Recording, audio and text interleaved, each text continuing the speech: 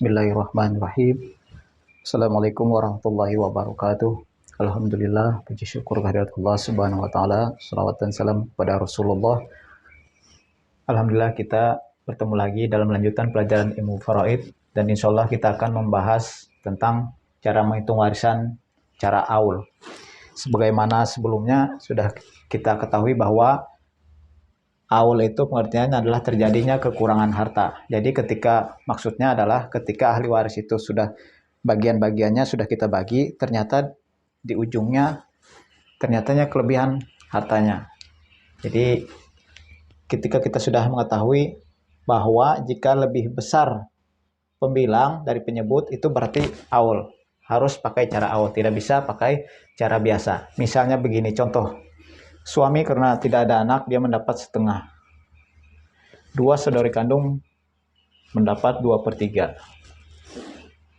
Nah, cara penghitungannya secara matematika, kelipatan persekutuan terkecil dari 2 dan 3 berarti 6 di sini. 6 kali 1 bagi 2, 3/6.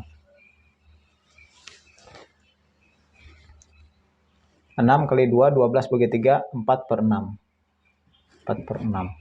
Kita jumlahkan, 4 tambah 3, 7. 7/6. Jika kita ketahui bahwa pembilang lebih besar dari penyebut, berarti ini terjadi kekurangan harta. Berarti kita harus menghitungnya tidak boleh cara normal, harus cara aul.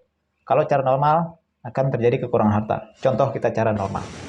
Misal uang warisan 14 juta. Ini cara normal. 3/6 bagian suami, 4/6 bagian saudari kandung. Kali 14 juta di sini. Ini kita menggunakan bantuan kalkulator.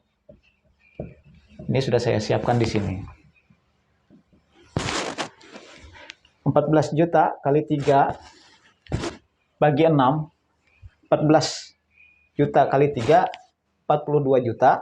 Dibagi 6, berarti 7 juta ya. 7 juta.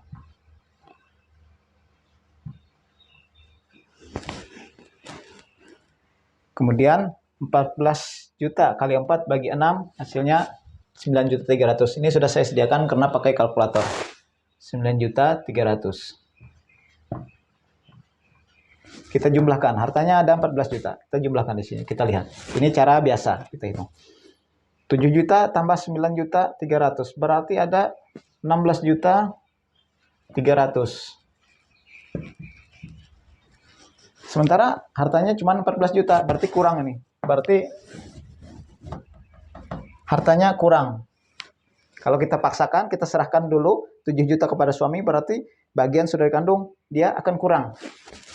Makanya kita menggunakan cara aul. Cara aul tuh begini. Ini KPK-nya sudah kita ketahui, kelipatan persekutuan terkecil 6, 3/6, 4/6. Jadi di sini bukan lagi 6, tetapi harus 7. Jadi di sini 3/7. Di sini 4/7. Begitu kita cara menghitungnya. Kalikan uangnya, uang harta warisannya. 14 juta.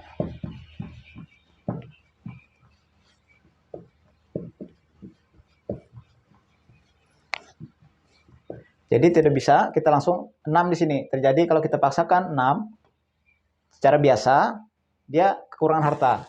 Jadi kita pakai 7 untuk penyebutnya, pembaginya. Jadi 3 bagi 7 kali 14. 4 bagi 7 kali 14. Berapa? Ini kita gunakan kalkulator. Atau begini. 14 juta bagi 7 berarti 2 juta. 2 juta kali 3, 6 juta. 6 juta bagian suami. 14 juta bagi 7, 2 juta. 2 juta kali 4, 8 juta bagi bagian 2 saudari kandung. Kita jumlahkan. 6 tambah 8 juta, 14 juta. Harta warisan 14 juta, kita bagikan habis 14 juta. Begini cara menghitung cara aul.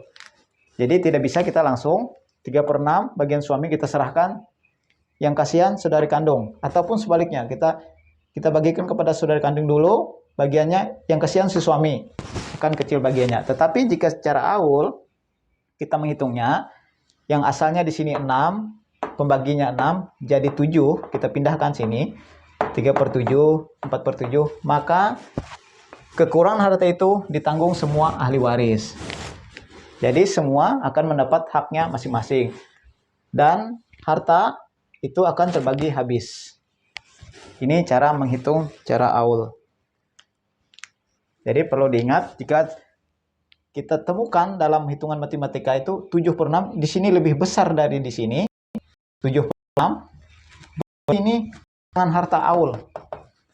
Adapun yang rot itu misalnya di sini 4/6. Di sini lebih kecil, di sini lebih besar, berarti ini kelebihan. Itu bedanya. Berarti kalau di sini lebih besar yang di atas dari yang membagi, itu kekurangan harta aul. Tapi ketika lebih kecil yang di atas dari yang pembagi, berarti itu rot, kelebihan harta. Itu aja untuk kita memudahi cara aul maupun cara rot. Mudah-mudahan bisa dipahami. Mohon koreksi jika ada kesalahan dalam penyampaian. Akhirul kalam, billahi taufiq wal hidayah. Wassalamualaikum warahmatullahi wabarakatuh.